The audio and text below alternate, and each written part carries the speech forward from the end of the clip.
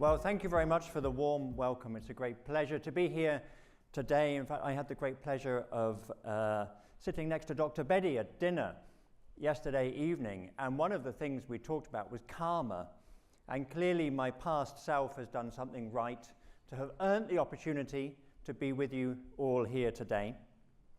So as mentioned, I'm Stephen Cave. I'm a professor of philosophy and I'm director of the new Institute for Technology and Humanity at the University of Cambridge. Here we are.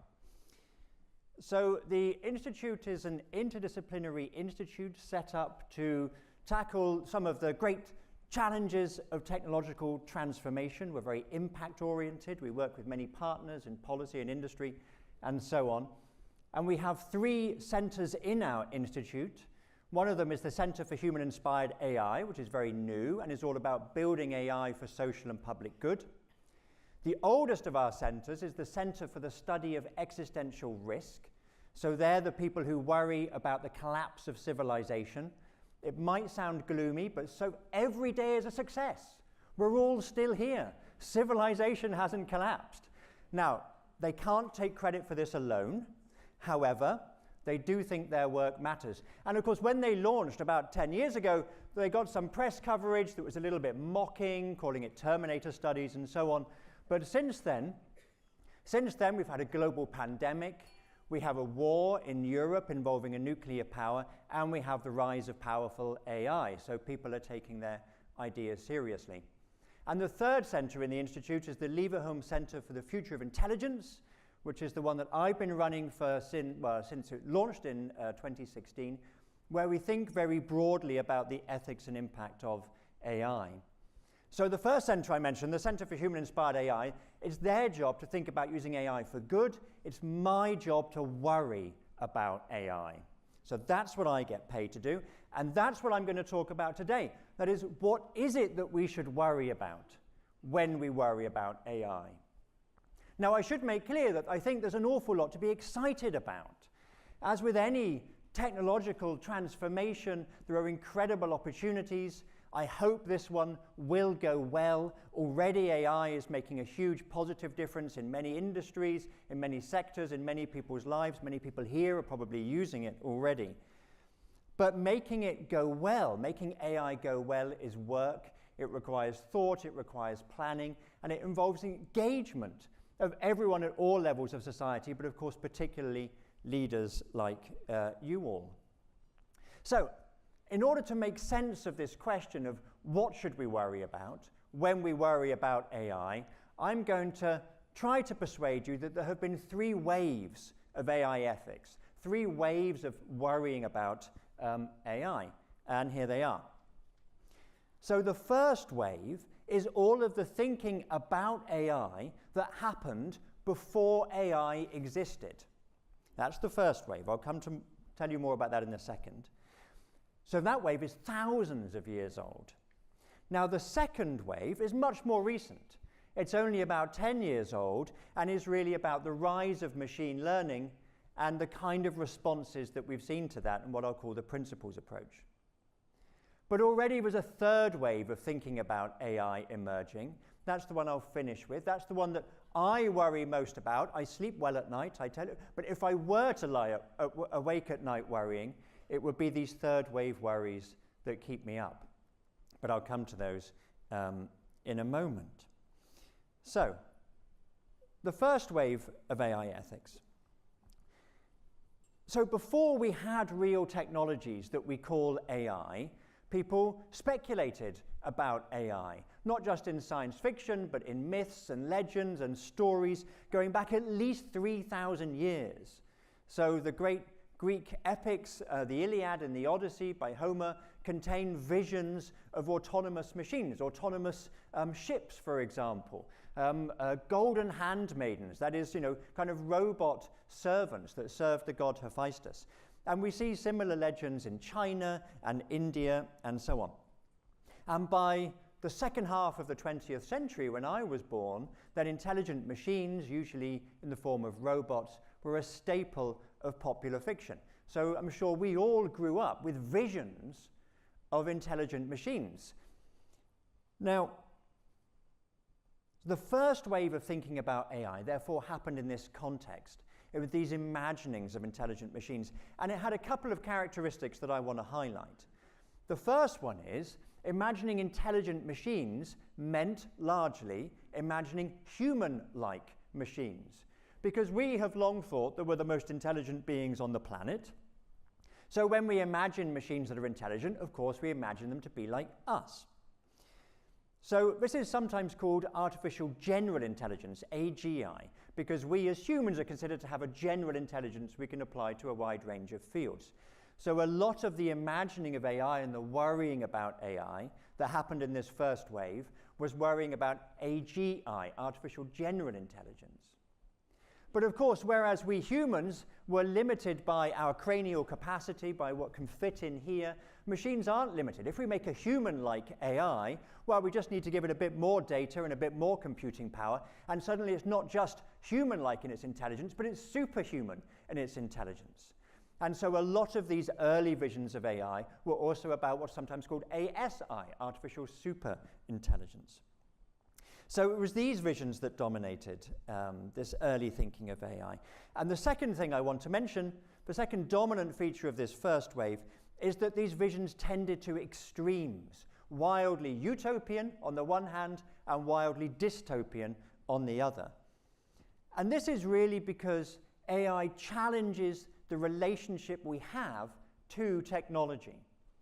We are, as humans, fundamentally technological beings. For hundreds of thousands of years, we have evolved with and through our technology. Even our ancestors 300,000 years ago, when Homo sapiens emerged, were already dependent upon technology, technologies like hand axes and fire and so on. So in some ways, the idea of intelligent, autonomous technology is the apotheosis of the technological dream. These aren't just tools that do what we want them to, but these are tools that can get up and carry on and do these tasks even better than we can. So it's the realization of a long-standing technological dream. So that's why we see these extreme hopes for AI. But at the same time, creating tools that are autonomous and intelligent brings with it certain instabilities. If a tool has goals of its own, they could be misaligned with our goals. If it has agency, if it can choose for itself, it might choose to get up and walk away, or even rise up against us. So this kind of instability in our relationship with AI is the source of the extravagant fears, of the dystopian visions. So, a few years ago, my colleague Kanta Dihal, who was then also at Cambridge, now at Imperial College, and I looked through many hundreds of documents that expressed these hopes and fears for AI. We looked at myths, we looked at literature, we looked at policy documents, and so on. And we tried to distill the main hopes and fears. And this is how we conceptualized them. And so I would argue that these four fears, which I'll come to explain briefly in a second, are the first wave of AI ethics, the first wave of worrying about AI. So the first hope we call immortality. Well, it might sound a bit extreme, but of course lengthening lives has always been part of the technological dream. When pioneers of the scientific method like Francis Bacon were advocating for pursuing science and technology, they were promising because it will make us live so much longer. And of course it has. You know, life expectancy has more than doubled in the past 2 centuries because of scientific and technological revolutions. And the dream is that AI will pick up and continue exactly this trend. Maybe we'll be able to double life expectancy again and again. And although the idea of immortality might seem rather fanciful, just a few months ago, I was listening to a speech by the Minister for Health in the UK, and she was promising how AI will soon cure cancer and so on. And for some people, just fixing our biology isn't enough, and I'm sure you've also been exposed to these ideas that we might upload our minds and live on in cyberspace and so on. So that's the first kind of hope we have for immortality. And the second we describe as ease. That is, okay, if we've got these long lives, what do we want from them? Well, we want to be able to use our time as we wish. And of course, this also is a long-standing dream of what technology can do for us. It can save us from back-breaking labor. And of course, machines do exactly that. But historically, they've saved us from physical labor, and what AI promises is also to spare us boring cognitive labor, doing our accounts or whatever it might be. And thirdly, what do we do with all of this time? What do we then look for from our technology, from AI? We look for gratification, fulfillment of all of our desires. And of course, this is also something that technology has long given us. But AI promises new kinds of entertainment, not just recommending your next book or your next film on Netflix, but now also generating that content and providing friendship. I mean, millions of people already look to AI systems to provide friendship. And, of course, these systems are much more reliable than humans. They don't need to sleep, they don't get moody, and so on. And finally, the fourth hope that we picked out was that of security. Once we have these perfect lifestyles, we dream of then being able to defend them in perpetuity. And of course, investment in autonomous weapons is one of the main forms of investment into AI, and the military-industrial complex has always been one of the main sponsors of AI development. And this again is an ancient wish. Again, in ancient Greek mythology, we see autonomous robots defending the Colossus of Rhodes, for example, defending the port of Rhodes, and so on. So these are, in many ways, all ancient dreams we've always had for our technology that we are now projecting onto AI. But as I mentioned, these kind of utopian hopes are inherently unstable. The conditions for fulfilling each one brings about the potential not just for utopia, but also for a collapse into a parallel dystopia. So, the flip side of each of these hopes is what I'm describing as the first wave of AI ethics. And this, the flip side of immortality we describe as inhumanity. So Star Wars fans like me might remember the Obi-Wan Kenobi describing Darth Vader as more machine now than man, twisted and evil. And this expresses this worry that as we become ever more technological, we're losing something fundamentally human. And here's an example of some scholarly works that engage with this kind of worry. Francis Fukuyama was famous for proclaiming the end of history at the end of the Cold War, but he spent most of his career actually worrying about what will become of us as we rely ever more on our technology. Now, the flip side of ease is obsolescence. So on the one hand, we dream all of being free from work, but we're all terrified of being put out of work. And that, of course, is because work doesn't just provide us with an income, but also with status and purpose and meaning and community and so on. And so we worry about what we're going to do when AI does everything better than we do. And this is a still from the film WALL-E, which many of you have seen, which is oh dear.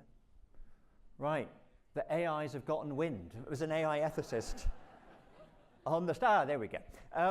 Right, and and the flip side of, here are some works that engage with this worry about obsolescence. And the flip side of gratification we describe as alienation. So I talked about how millions of people are already turning to AI systems, to chatbots, for friendship, for love, for romance even. Well, the worry then is that we become not just redundant in the workplace, but redundant to each other as human beings. What do we have to offer each other when your AI companion is always there ready with a compliment, is always ready to understand you better than any human does because of the vast amounts of data it has. And as I say, it doesn't need to sleep, it doesn't get moody, it's never impatient with you, and so on. So here are some works that engage with that. E.M. Forster, a great English novelist, wrote 100 years ago of this vision in his book, The Machine Stops, in his vision of how everybody lives in these little pods, all of their needs are catered for by the machine. They're horrified at the idea of interacting with the other humans. This is 100 years ago, and of course this came true during the COVID period. And finally, the flip side of security, the one you've all been waiting for, is a very famous, perhaps the most famous robot now in popular culture is the Terminator. And we're very worried about what might happen if we weaponize AI systems and then give them intelligence and autonomy. We want them to obey us, we want them to be subordinate to us, like our servants or slaves, but at the same time we're creating entities that are more powerful than we are, that are more intelligent than we are, and so on. How long are they going to retain their subordinate status? And of course, there are serious scholars who are engaging with exactly this worry. Nick Bostrom, in his very successful book Superintelligence, and Steward Russell, a very prominent computer scientist, describes this as the control problem. So this first wave of AI ethics, of worrying about AI, has a very long history, going back thousands of years. At the moment, it still concerns a possible future, one in which we have general intelligence or superintelligence. Many people believe that we'll never reach this kind of intelligence, that it's a kind of mirage, that it will stay science fiction. But increasingly large numbers of people, including computer scientists and the people in the big tech companies who are developing these technologies, believe it is getting very close, not just in our lifetime, but potentially within a decade. And we are, of course, seeing very rapid progress. But as I say, at the moment, this whole first wave is about a merely possible technology. It all started before there was such a thing as AI. But that started to change about 10, 15 years ago. And so with the rise of actual AI came a second wave of worries that are really quite different.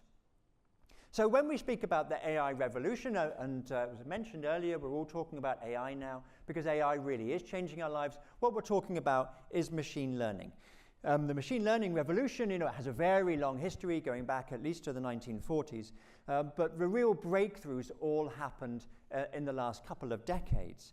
2012 is often seen as a breakthrough year when people like Geoffrey Hinton, who just won the Nobel Prize, and others like Yann LeCun, Yoshua Bengio, published landmark papers proving how effective machine learning could be, as effective or more effective than humans.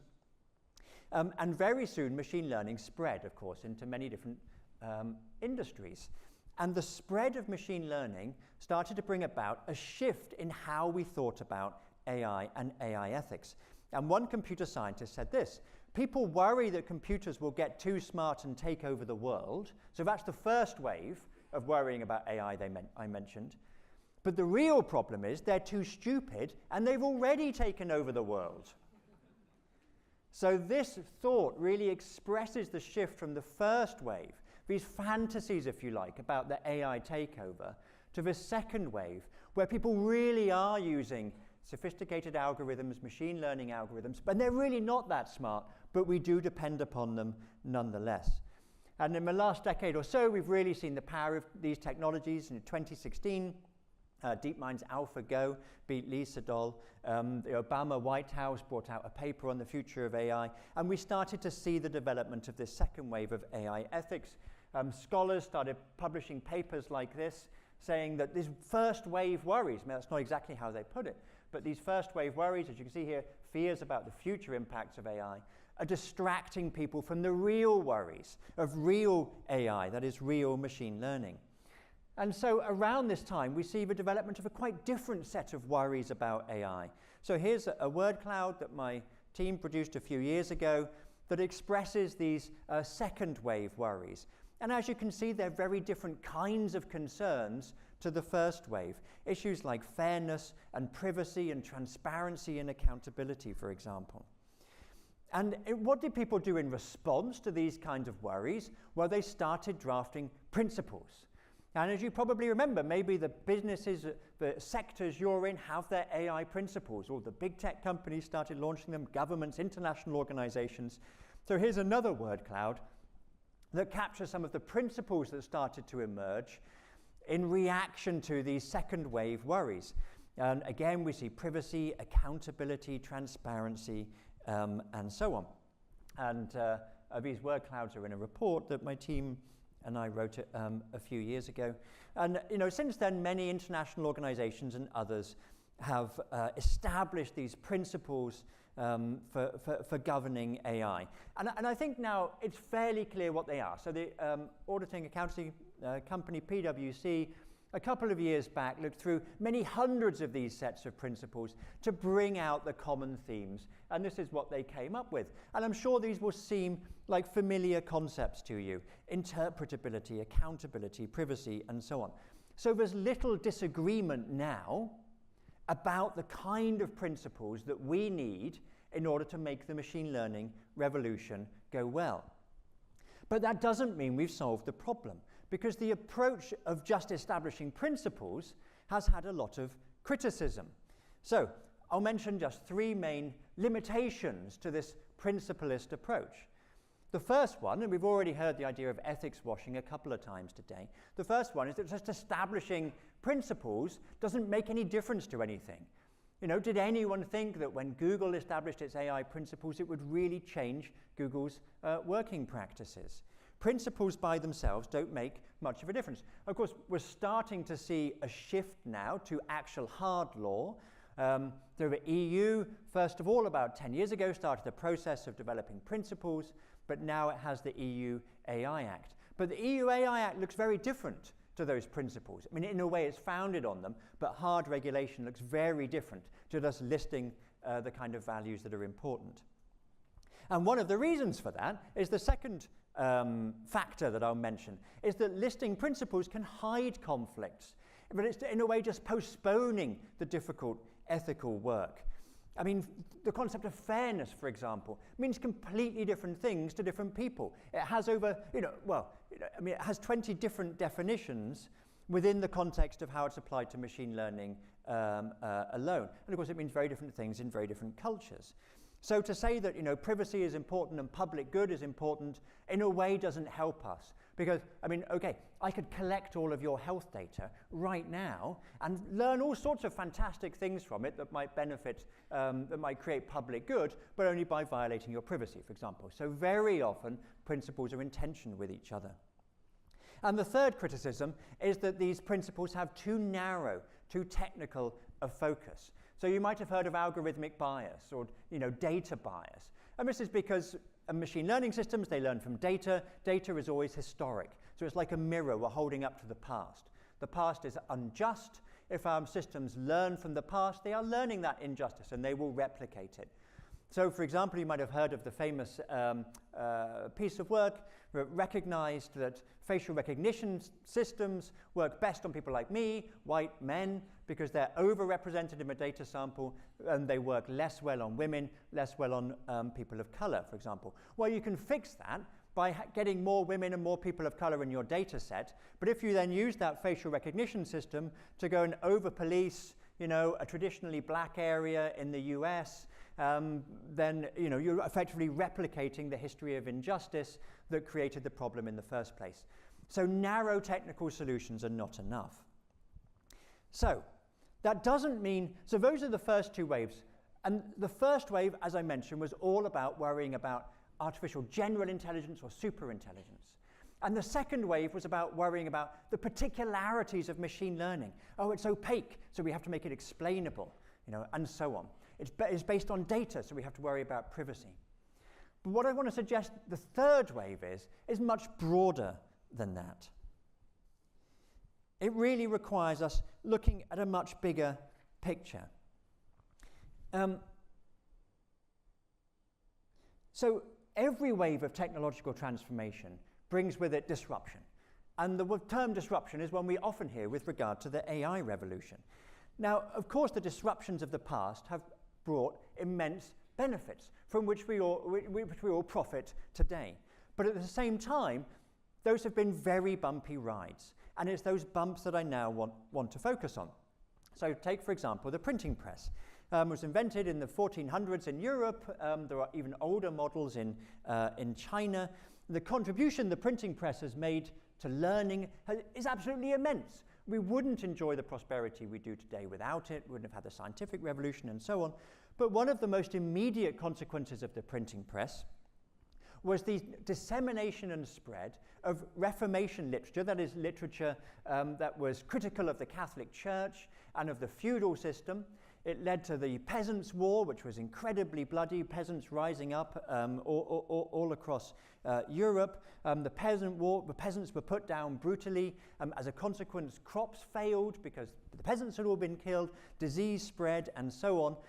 And then the religious wars between the Reformers and the Catholic Church continued for centuries. So this was an incredibly beneficial technology that nonetheless had catastrophic short-term consequences. Or take the Industrial Revolution, electrification, steam power, so on. Of course, we're completely dependent upon the innovations of the Industrial Revolution for the prosperity we enjoy today. But my God, was it a bumpy ride? I mean, think of all of the people who were dislocated, uprooted from their traditional ways of life, who moved to the cities for jobs in terrible working conditions. The demand for new markets fueled imperialism. The new weapons that were invented allowed Europeans to colonize other countries. It created the cycles of boom and bust and mass unemployment and so on, which were instrumental in the rise of fascism and of communism and of the two world wars and so on. So yes, prosperity is enhanced because of the Industrial Revolution, but there were catastrophic implications on the way. So that, in my view, is what we ought to be worrying about when we worry about AI. And so just to focus on the worst possible outcomes, I say it's my job to worry. What makes revolution or civil war or interstate war more likely? I'll mention three factors. One is changing economic dynamics, in particular inequality. I mentioned that with regard to the Industrial Revolution already. And there are many ways in which AI could increase prosperity, but also many ways in which it can contribute to economic instability and inequality. I've talked about algorithmic bias already and the perpetuation of social injustice, the real second wave concern. Or to go back to one of the first wave concerns of, mass unemployment, people being put out of work, people moving to the gig economy, which we heard mentioned earlier, and poorer working conditions and so on. Imagine, and these third wave concerns are really all about tipping points, about systemic impacts. It doesn't need everyone to be put out of work. It just needs a few million people who then take to the streets, who fuel populist movements, and so on. Nazism, communism, these did not have majority support for many years, many decades, not until their leaders managed to take over, had already taken over the country and could control the propaganda machines. The second factor I want to mention is changing power dynamics, which is of course closely related to the first, but there are also other factors. I've spoken about the rise of Nazism. The rise of Nazism could not have happened without the radio. Who thinks of the radio as being somehow a dangerous and damaging technology? Of course, it's an immensely beneficial technology, but it opens up new affordances, new power dynamics. Well, think of all of the coups of the Cold War. It's a kind of cliche. What do the revolutionaries go for first? Even before they go for the presidential palace, they go for the TV station. So the development of new technologies creates new systems of power. Now, AI is already empowering states to be more oppressive, if that's what they want to do, because it's ever easier to control the populace, to be more authoritarian, to monitor and shape our every waking moments because of the enormous data trails that we create. I mean, the Stasi, the KGB, they had to work really, really hard to collect a modest amount of data on us, data that we now generate and is available to the state in vast quantities every day. But AI is empowering also non-state actors. It's becoming easier for people to generate new bioweapons in their basement. You can use large language models to identify new kinds of toxin, new kinds of pathogen, to develop autonomous drones that can identify someone with facial recognition and then assassinate them and so on. So new kinds of instability. And the third form that I want to mention, externalities and environmental impact. This is under-discussed, I think, with regard to AI at the moment. Of course, we're all very well aware of how the Industrial Revolution has created enormous environmental impact, which we're still trying to put right today. But there are ways in which AI can too. For example, digital technologies are very dependent upon rare earth minerals, which are mined in just a few places in the world by digging vast, open pits, mines have been associated with serious environmental consequences, wastes filled with acids and heavy metals and radioactive material and so on. And also computation itself is extremely energy intensive and currently becoming more so. So lots of people hope that AI will help us solve the energy crisis, and maybe it will. But at the moment, it's more part of the problem than of the solution. So all of these things make war more likely, make catastrophe more likely. Actually, I'm not going to get to that final hope yet. I'm going to leave you worrying for a little bit longer, because I want to point out that these kinds of disruptions and catastrophes that come from technological transformation are not just a product of the scale of change, but also the speed of change. 100,000 years ago, if our ancestors had developed a new hand axe, a slightly better form of hand axe, it would take many generations for it to have any kind of real impact. But what we've been seeing very consistently for at least the last 10,000 years, if not much longer, is exponential increase in the rate of technological development. And that's because many of the technologies we're developing are general purpose technologies that open up new possibilities. And AI is the ultimate general purpose technology. And we are seeing change happen now at a rate completely unprecedented in human history. Changes that before would have played out over generations, or maybe decades, or maybe years, we're now seeing happening in months. I mean, think of the rise of large language models. GPT didn't exist 5 years ago. Large language models were only just starting to be invented 5 years ago. And already they're managing to infiltrate. I mean, ChatGPT had the fastest uptake of any technology in human history by far. 100 million active users within a few months.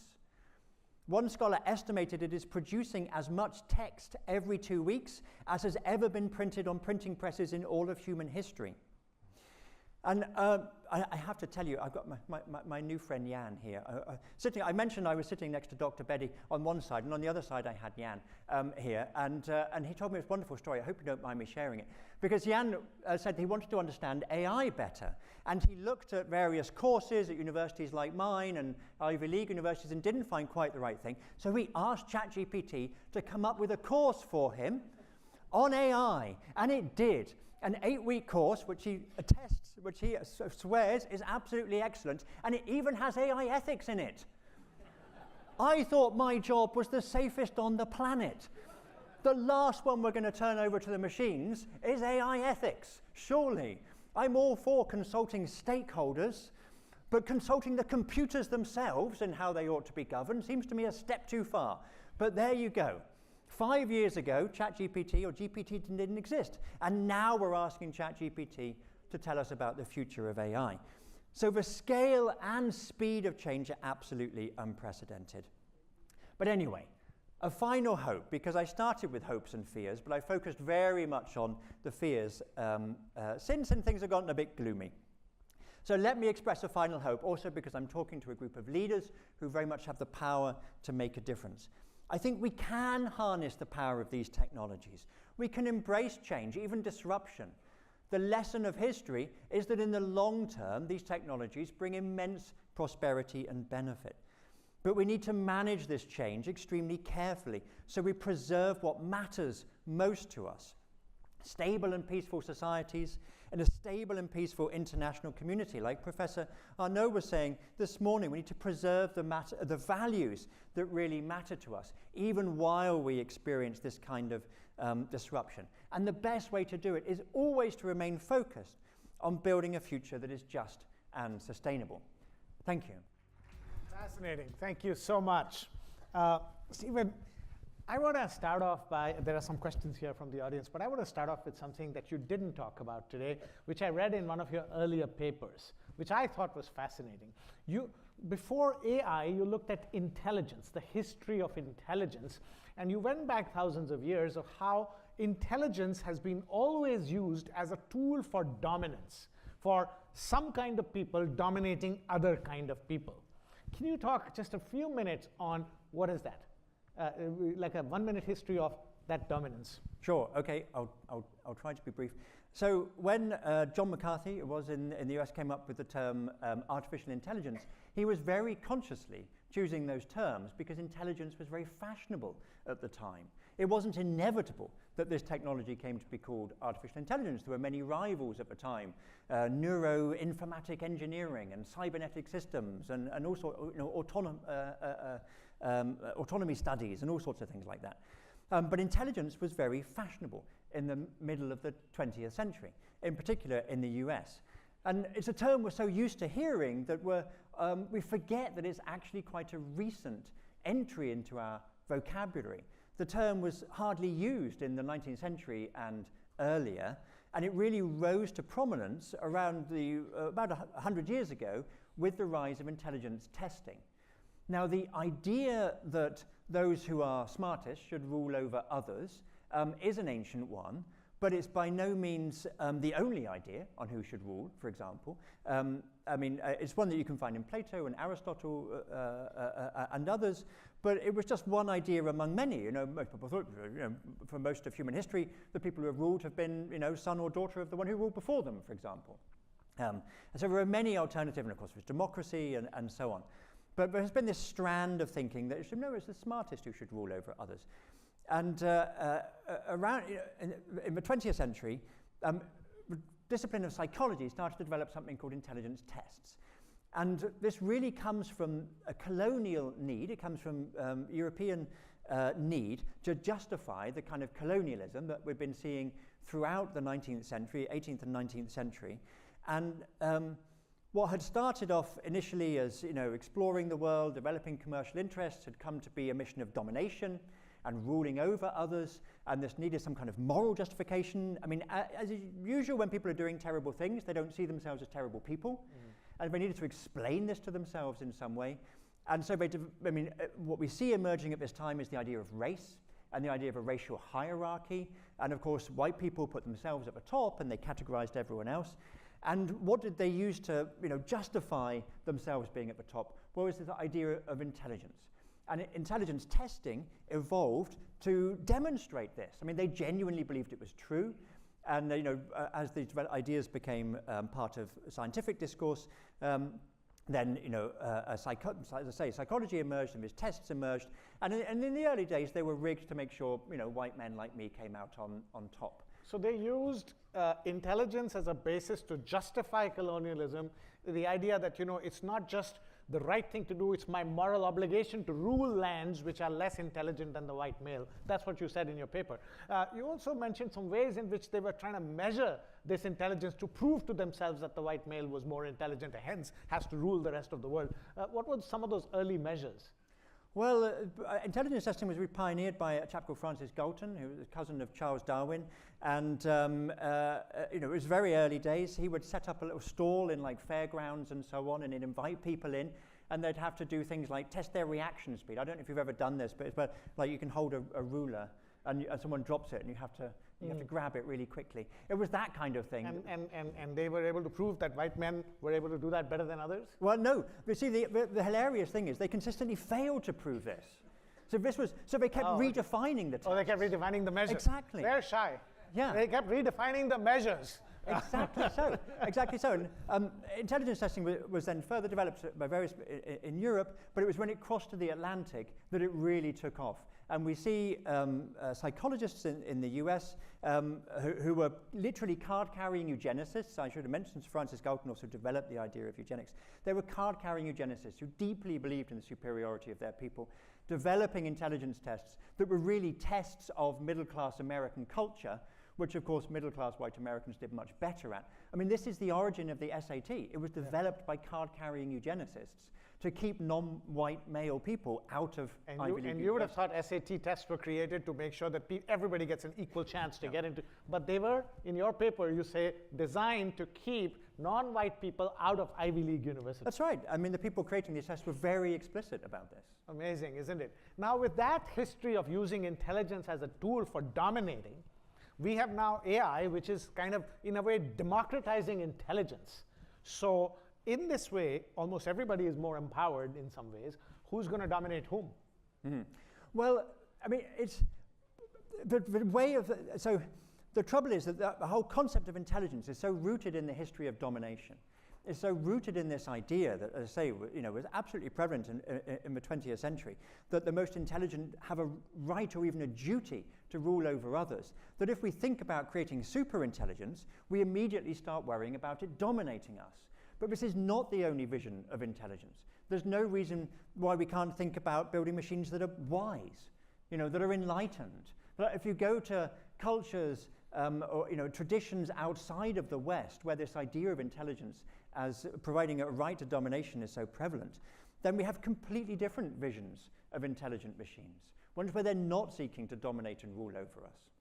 And so the worry now is it's not going to be the white man, it's going to be the machines that are going to dominate, and they don't have the values-based system with which to judge beyond the algorithm. Well, this is the fundamental worry. When I brought up that slide earlier of the Terminator, and then these scholars afterwards, like Steward Russell, who worry about controlling AI, that's exactly what they worry about. It's sometimes called value misalignment, that we're programming these machines that are increasingly clever to do our bidding, and they'll do it in ways that aren't fully aligned with our values. So Nick Bostrom, the philosopher, has this example of the paperclip maximizer.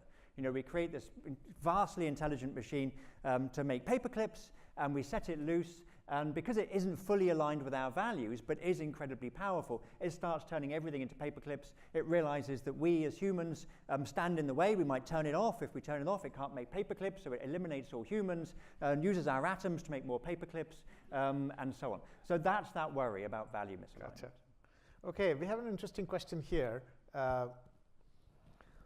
When OpenAI announced that they were no longer non-profit, that felt like a pivotal moment for us to worry more. For the rest of us mere mortals, it seems like there is nothing we can do about it, is there? And so, yes, they started out as a non-profit, then they went to for-profit, and then quietly they also reversed a policy which was in their constitution or whatever their document was, saying that we shall not use AI for defense and war, and they've canceled that too. So where is all this headed? Yeah, well, we should worry about the dominance of certain big tech companies. I have many friends and colleagues who work for them. They're well-meaning people. But we heard so much earlier about the role of incentives. And of course, these companies are incentivized to make profit. And they have immense power. They're using that power to prevent or to shape regulation. Of course, we should worry about that. And I think for all of us as leaders, we have an opportunity to try to influence both governments to regulate AI as effectively as possible, and to encourage AI to be developed that doesn't follow the profit incentive alone, but is genuinely going to be broadly publicly beneficial.